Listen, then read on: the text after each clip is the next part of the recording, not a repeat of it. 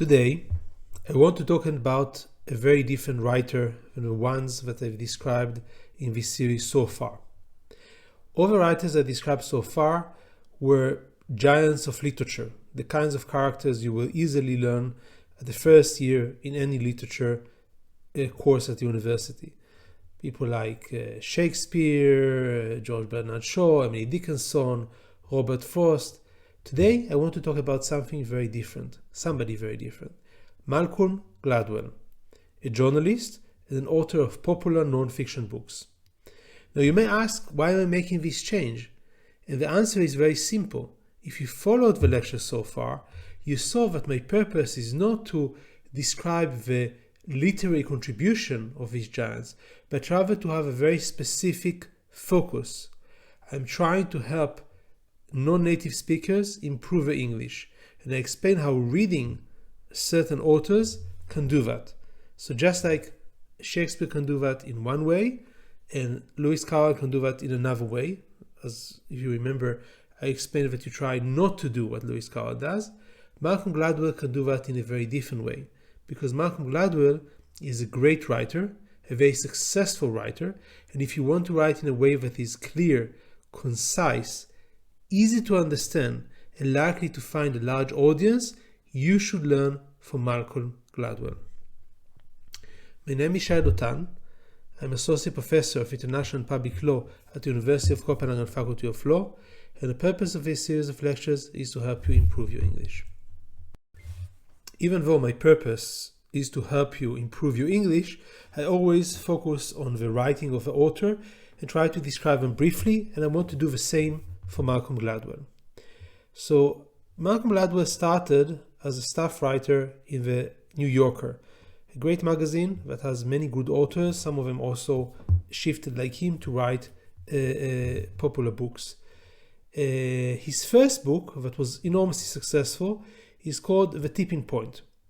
And that's also, I think, from the research perspective, one of my favorite books of what he wrote. The book describes basically how social networks work. The tipping point refers to how changes can happen in a network. Now, this is a subject that I studied during my after my PhD mostly. In my research, I was very influenced by social network analysis, so I knew a lot of the arguments that were presented, but Malcolm Gladwell presents them in a way that is very, very simple, sometimes too simple. So, for example, he explains that if you are engaging with a network, you have to, and you want to make a change, you meant to create a phenomenon, to make something viral, like a new fashion, for example, then you need to engage with three types of people in the network. There are people who are super connectors, so they just know a lot of people, and ideally they know a lot of people that also know a lot of people, so they have very strong social skills. They have a great memory for a lot of friends and colleagues. They know these people and they can transmit the change to them. That's easy to understand. Sometimes one person like this can make the network change, transmit information much more swiftly. Just to give one example, one of the very early experiments in social network analysis, the small word experiment, was an experiment that was done by Stanley Milgram, who Stanley Milgram had an idea. He said, how many times, how many connections does a package have to go to travel from one point in the US to another? So if I say to people randomly, somebody in Ohio, you have to send a package all over to New York, but you don't know the person that you are sending it to. It's somebody that I assign also randomly, but you have to try to send it to people that you think would know this person. How many people will the package pass through? And there have been conjectures that in the entire world it's 6 degrees of separation between every people.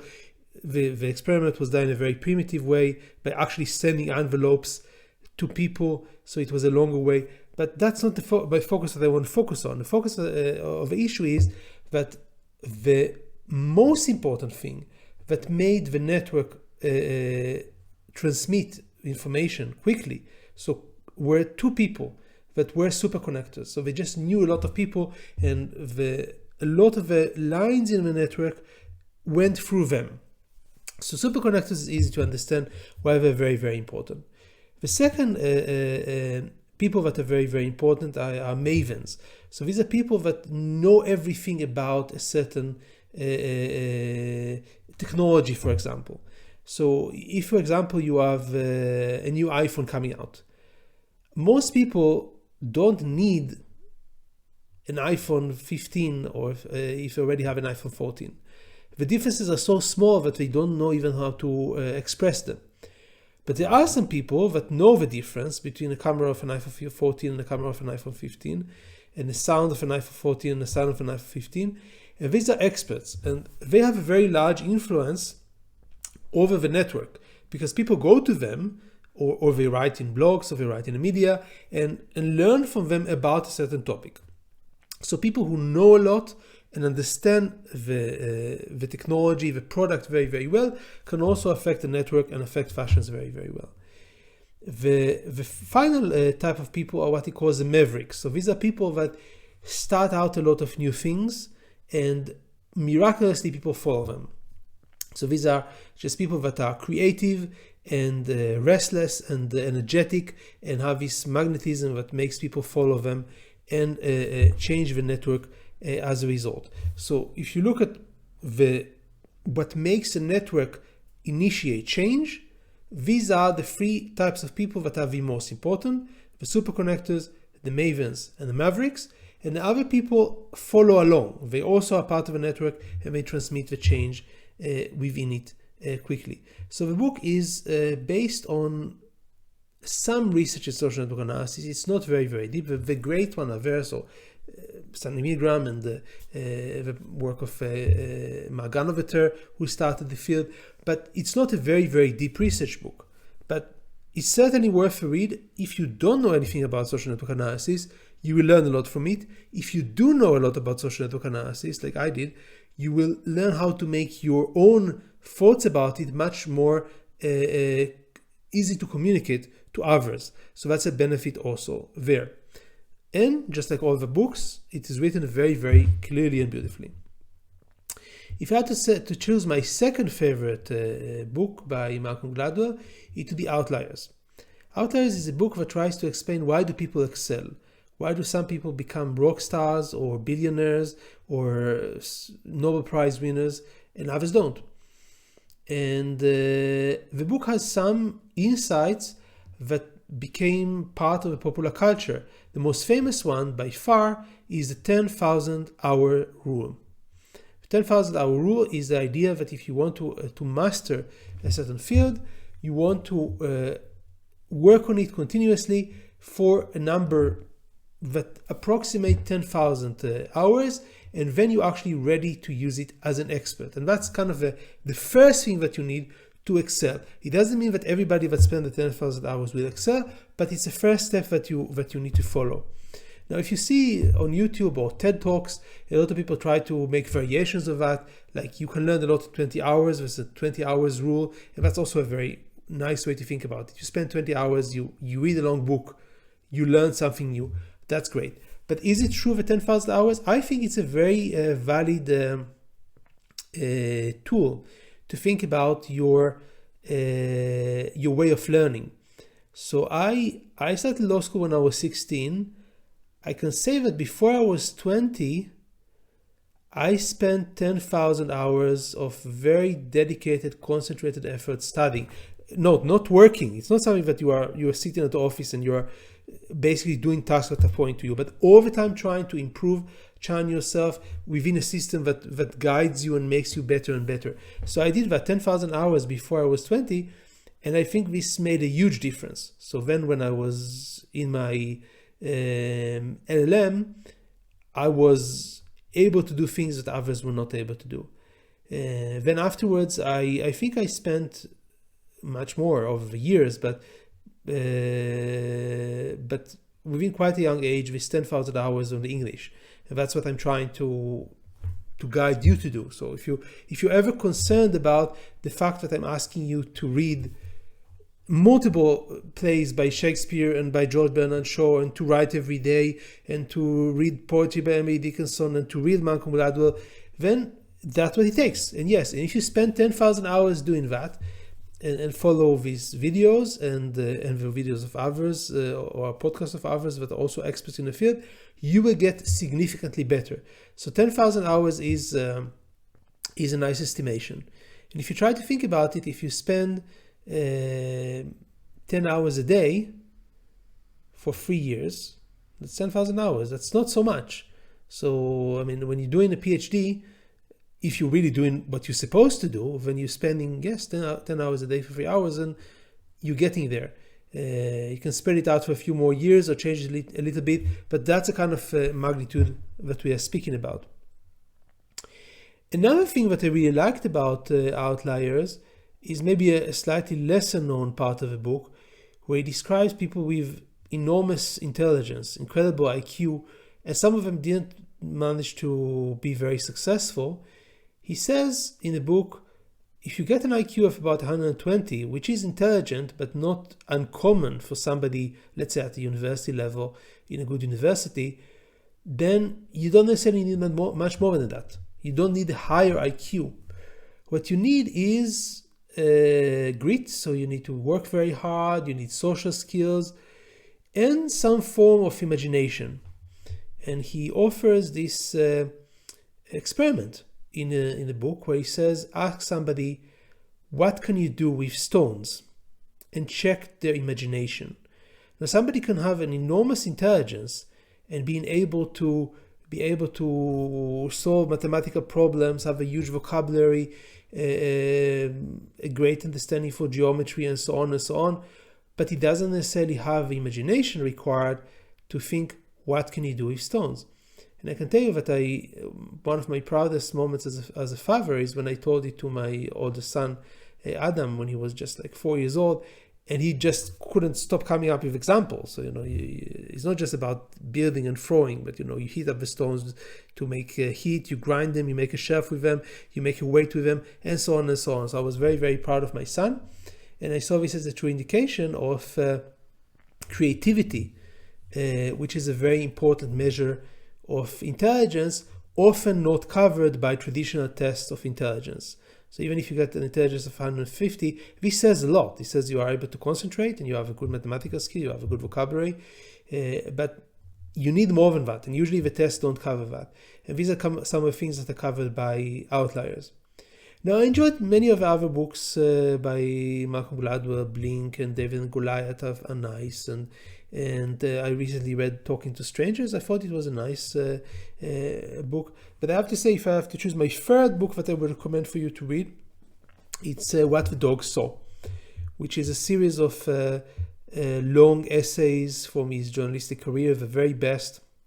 And they are really, really great. So very interesting in terms of content, and very, very well written, and they will teach you how to write beautifully. Now, reading Malcolm Gladwell is fun, and I think that you should really enjoy it. It's a kind of a book that you can take with you on a flight, on commuting to work. You will enjoy it. It's not very, very tasking at all. You will learn something new, and slowly your writing will become better just by getting accustomed to his style and emulating him. And I say that especially after having reviewed some of the greatest authors in history that wrote in a way that is not easy to imitate, and you shouldn't imitate. I mean, if you write in a paper, as probably most of you have to write a thesis, you have to write a dissertation, you have to write a report, you are trying to become a journalist, you will not write like Shakespeare ever in your life. So most of my listeners will write a lot like Malcolm Gladwell, much more than any of the other authors that I mentioned. And that's something that you can really take with you. If you read Malcolm Gladwell, it will slowly guide you towards writing that is clear and concise and make you into a better writer. But I want to focus you even more. I want to try to explain to you what you should learn from Malcolm Gladwell and how you should become better writers. So the first thing I want you to focus on is how he structures his sentences, and see how much he adopts the recommendations that are classical in the style community, all the way from the classical book of Strunk and White through people like Helen Sword and Steven Pinker that wrote great books about writing. He follows this to the letter. Short words, Germanic origin words, powerful words, active writing, sentences that are clear. You know exactly who is kicking whom, so what is a noun, what is a verb. He is the master at doing that. And if you don't just read for fun, when you read, acknowledge that, it will make your learning process much, much faster. I say that deliberately because I can tell you that when I was investing these 10,000 hours of becoming better in English, especially at the beginning, and when I did many, many hours a day to become better in writing, I was reading in two ways at the same time. So I was reading to learn the ideas, but I was also reading just like I would be an editor, where I would be editing Malcolm Gladwell as unimaginable as this would be. And I would read the sentence, wow, beautiful sentence. And then sometimes I would say, okay, I think I could do even better. Or I think this sentence could be that or could be that. So all the time I was aware of the level of the writing for every single sentence. Now this sounds almost impossible because he's such a great writer and I was reading the books quickly.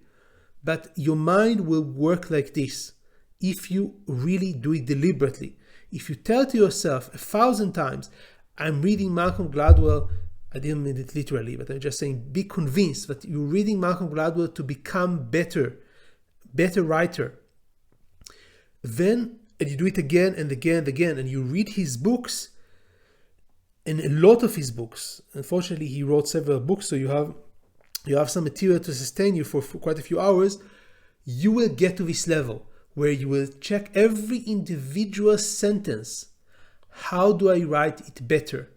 How do I learn from this sentence? How do I mimic his style? How do I become a better writer?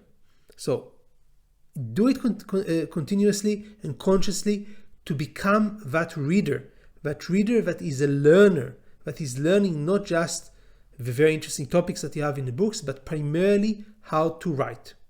So writing concisely and clearly is a very important tool you can learn from Malcolm Gladwell.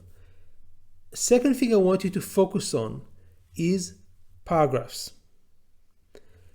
Paragraphs, again, there is a whole debate in the writing community about what is the role of a writer, where Vadim Klinkenberg wrote a beautiful book, 7 Short Sentences about writing, where he says the main thing that you're doing is constructing sentences. The paragraphs are not that important. He wrote a whole book with 1 sentence per paragraph to demonstrate that. But there are other writers who spoke a lot about the value of a paragraph. And I want you to think about how do you learn from the way Malcolm Gladwell structures his paragraph. You will see that many of his paragraphs are short. Now it takes a lot of skill to write short paragraphs. Shorter paragraphs make for faster reading. But you cannot always do that unless the only way you can do that is if you're a really good writer and if the paragraphs come together in a way that is very logical and flowing. When I wrote my dissertation for a PhD, I tried to write very, very clearly, and I failed miserably because I was not ready by then. One of the things that I did was I wrote very, very short paragraphs to mimic a style of somebody like Malcolm Gladwell. But I was not able to do that. I was not able to pull it off. And I ended up spending literally months at the end of my dissertation collapsing paragraphs. So what I noticed that my mistake was that I used to usually say 3 paragraphs would mean the same. So I would say what I'm going to say, then I said it, and then I said what I just said. And this was a big mistake. And then I had to collapse the paragraph and take away all the junk that was not necessary, reduce it and improve it. And I want you to try to avoid it. And I want you to try to follow Malcolm Gladwell and see how he structures his paragraphs. And you say to yourself, the ideal is to write short paragraphs that are very, very flowing. Sometimes you can manipulate paragraph size, so have a long paragraph and a very short one, then a very long one, but just be aware of that. And again, just like you're reading and you are focusing on the sentence level, I want you to try to focus on the paragraph level, and I want you to be very aware of that and see how you can learn from his style. Again, he is a writer that writes in a way that is useful for almost every endeavor that you are engaging. It doesn't matter if you're writing a long email or a report or a seminar, you try to follow his technique and it will make you better. Now, if you spoke about the sentence and the paragraph level, I want to focus on another technique that is distinctive, I think, of Malcolm Gladwell, and that's the use of things like italics, also dashes to some extent, that he uses a lot, but also italics I think is important. Usually I tell my students to try to write with less italics, underline, bold. Try to avoid using these techniques because these are kind of things that you use when the writing is not good enough, and usually it's noticeable.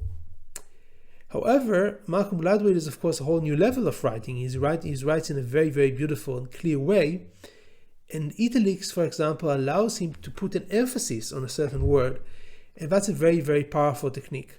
So check if you can do that, if you're able to use italics as powerfully as Malcolm Gladwell. I think the dashes is a similar technique that I think can be also very useful. So a dash can be used either when you are ending a sentence and you're kind of pointing to a very strong and punchy conclusion. Think of it as a kind of an arrow that goes there, or put something between dashes instead of between parentheses or between commas. Try to see how he uses these techniques, and always remember that he uses these techniques because he wants the books to be read easily and quickly. As the saying goes, I don't remember who said that. I think it says hard writing makes for easy reading. Hard writing makes for easy reading. So if you're very aware of what makes your writing better, of how you can help your reader, you can make your reader read you much more quickly and much more easily. And these are the kind of things that you can learn from Malcolm Gladwell. So pick up any of his books that you find in English, obviously. I admit that I think I read like one or two of his books also in Hebrew, just because it was what was lying around at home. But that's really it's a pity. I don't recommend it at all, because the main asset that he gives is the language, and you want to take away this asset and learn from it. So only in English, absolutely only in English. Read Malcolm Gladwell. Any of his books will be just fine. And just read, of course, cover to cover, and try to always think, how do I learn from him? How do I learn from this great writer? How to become a better writer? And after you will do that kind of exercise for many, many, many hours, your writing will significantly improve, and you will be able to communicate your ideas beautifully and concisely in English.